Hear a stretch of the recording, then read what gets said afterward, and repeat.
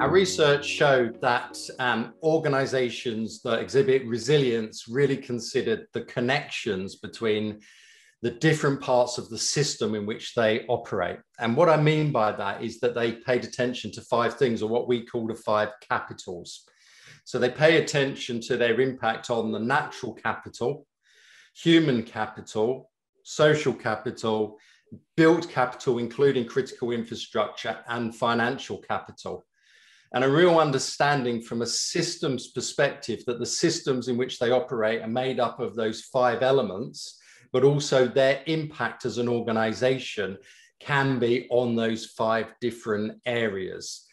And what I think this did for those organizations is that it really makes resilience part of the social contract. It's part of how they improve well-being. It's how they improve their reputation and their brand and the trust in the organization, how they deliver against operational needs and demands, how they are financially stable, and also looking longer term ahead, their impact on the environment and how they are combating things like climate change.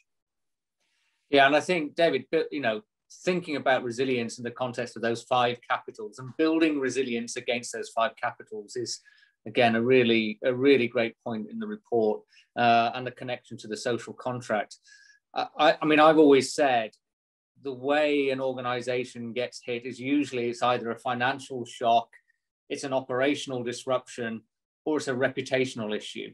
So those are 3 of the 5 capitals already, but extending it into the other areas creates that social contract as well, into environment and social. And I think it's a really strong feature of the report. And I hope that, senior executives really look at that and take that on board.